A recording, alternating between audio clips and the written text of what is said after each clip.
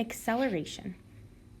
An often confused quantity, acceleration has a meaning much different than the meaning associated with it by sports announcers and other individuals. The definition of acceleration is: acceleration is a vector quantity that is defined as the rate at which an object changes its velocity. An object is accelerating if it is changing its velocity.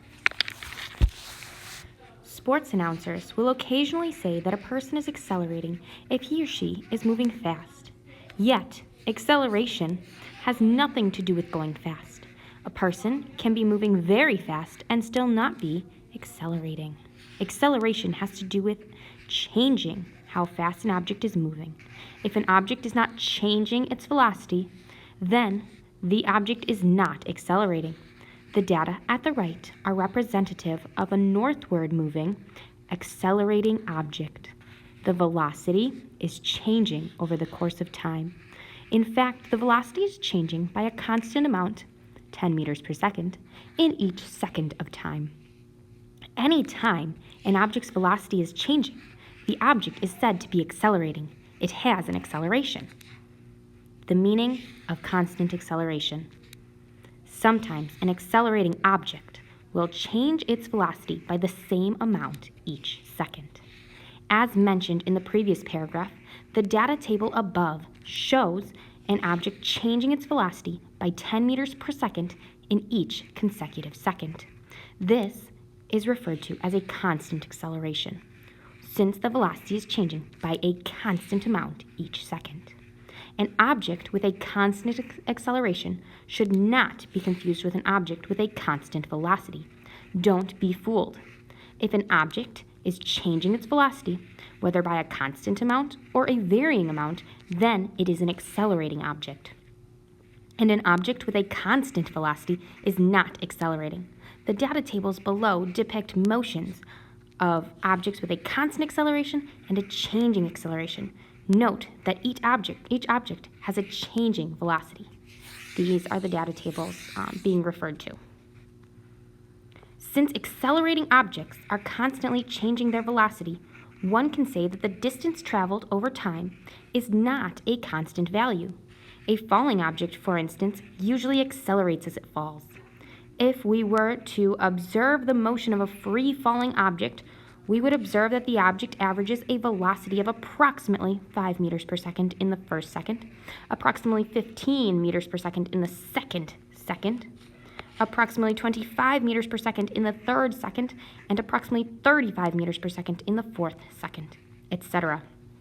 Our free-falling object would be constantly accelerating. Given these average velocity values during each consecutive 1 second time interval, we could say that the object would fall 5 meters in the first second, 15 meters in the second second for a total distance of 20 meters, 25 meters in the third second for a total distance of 45 meters, 35 meters in the fourth second for a total distance of 80 meters after 4 seconds. These numbers are summarized in the data table below. This discussion illustrates that a free-falling object that is accelerating at a constant rate will cover different distances in each consecutive second. Further analysis of the first and last columns of the data above reveal that there is a square relationship between the total distance traveled and the time of travel for an object starting from rest and moving with a constant acceleration. The total distance traveled is directly proportional to the square of the time. As such, if an object travels for twice the time, it will cover 4 times the distance, which is 2 squared. The total distance traveled after 2 seconds is 4 times the total distance traveled after 1 second.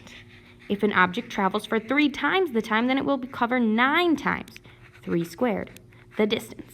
The distance traveled after 3 seconds is 9 times the distance traveled after 1 second.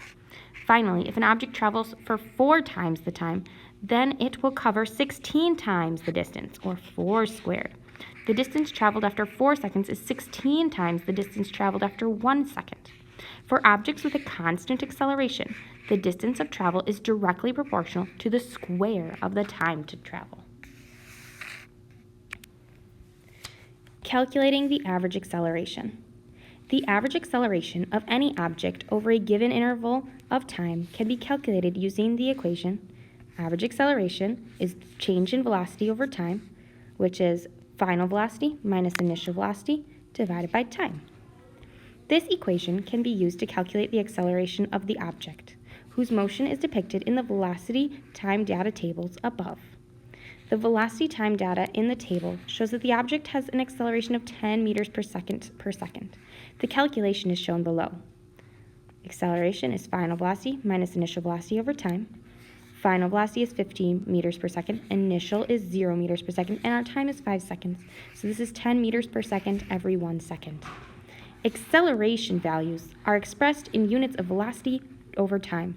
Typically, acceleration units include the following: meters per second, miles per hour per second, kilometers per hour per second, or meters per second squared. These units may seem a little awkward to a beginning physics student, yet they are very reasonable when you begin to consider the definition and equation for acceleration. The reason for the units becomes obvious upon examination of the acceleration equation. Since acceleration is a velocity change over a time, the units on acceleration are velocity units divided by time units, thus meters per second, or miles per hour per second. The meters per second unit can be mathematically simplified to meters per second squared. The direction of the acceleration vector.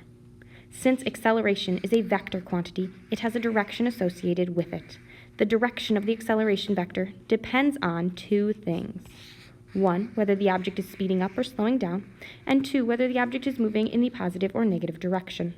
The general principle for determining the acceleration is, if an object is slowing down, then its acceleration is in the opposite direction of its motion. This general principle can be applied to determine whether the sign of the acceleration of an object is positive or negative, right or left, up or down, etc. Consider the two data tables right. In each case, the acceleration of the object is in the positive direction. In example A, the object is moving in the positive direction and has a positive velocity and is speeding up. When an object is speeding up, the acceleration is in the same direction as the velocity. Thus, the object has a positive acceleration. In example B, the object is moving in the negative direction and has a negative velocity and is slowing down. According to our general principle, when an object is slowing down, the acceleration is in the opposite direction as the velocity. Thus, this object also has a positive acceleration. This same general principle can be applied to the motion of the objects, represented in the two data tables below. In each case, the acceleration of the object is in the negative direction. In example C, the object is moving in the positive direction and has a positive velocity and is slowing down. According to our principle, when an object is slowing down, the acceleration is in the opposite direction as the velocity. Thus, the object has a negative acceleration. In example D, the object is moving in the negative direction, has a negative velocity, and is speeding up.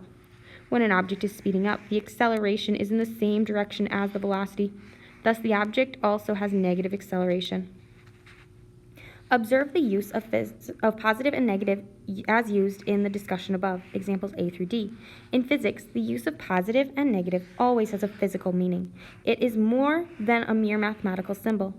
As used here to describe the velocity and the acceleration of a moving object, positive and negative describe a direction.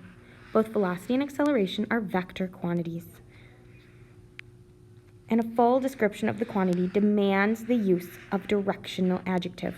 North, south, east, west, right, left, up, and down are all directional adjectives. Physics often borrows from mathematics and uses the positive and negative symbols as directional adjectives.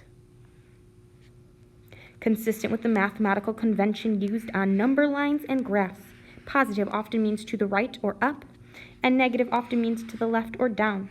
So to say that an object has a negative acceleration, as in examples C and D, is to simply say that it is accelerating is to the left or down, or in whatever direction has been defined as negative. Negative accelerations do not refer to acceleration values that are less than 0. An acceleration of negative 2 meters per second is an acceleration with a magnitude of 2 meters per second that is directed in the negative direction.